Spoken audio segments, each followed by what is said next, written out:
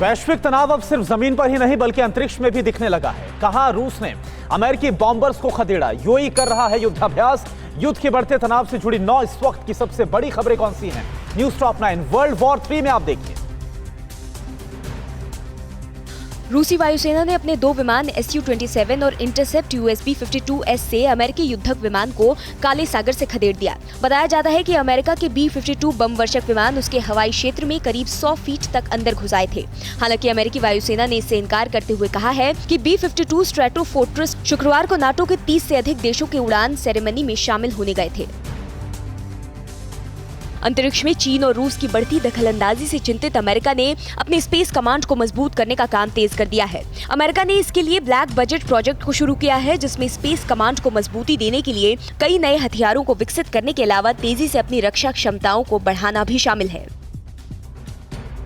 America से बढ़ती दुश्मनी के बीच चीन और रूस मिलकर एक सीक्रेट पनडुब्बी प्रोजेक्ट पर काम कर रहे हैं। इस प्रोजेक्ट के तहत दोनों देश नेक्स्ट जनरेशन की डीजल इलेक्ट्रिक परमाणु पनडुब्बी को बनाएंगे।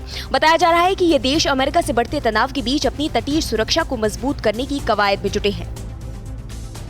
साउथ चाइना सी में चीन और अमेरिका आमने सामने हैं।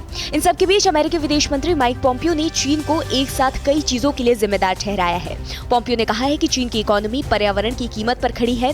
चीन ने हवा और पानी को बर्बाद कर दिया है। चीन की कम्युनिस्ट पार्टी की यही नीति है, जबकि चीन के लोग और दुनिया इससे बेहतर डिजर्व करती है।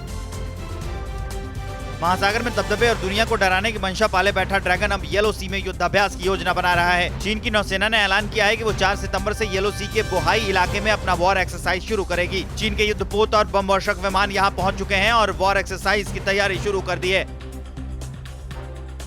साउथ चाइना सी में अमेरिका के युद्धपोतों की तैनाती को लेकर ड्रैगन की सेना PLA ने अमेरिका को गीदड़ भभकी दी है।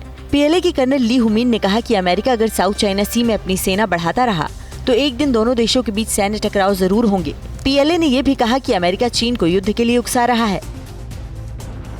रूस में चल रहे इंटरनेशनल मिलिट्री एक्सपो के दौरान एक टैंक के युद्धाभ्यास को दिखाया गया। टैंक ने अपने शक्तिशाली युद्ध कौशल को दिखाते हुए बता दिया कि वो दुश्मनों के दांत खट्टे कर सकता है। वहीं रूस के बेरिंग सागर में भी रूसी सेना का युद्धाभ्यास जारी है, जहां युद्धपोत से रूसी सेना ने 2 मिसाइल महासागर में दागे।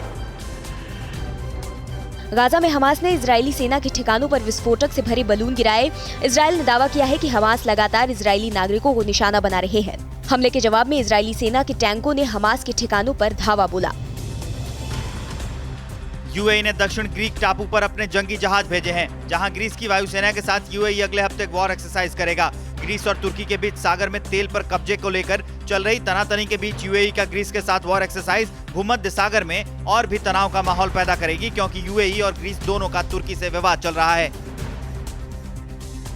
फिक्र आपकी, सोमवार से शुक्रवार रात 9 बजे सिर्फ TV9 भारतवर्ष पर।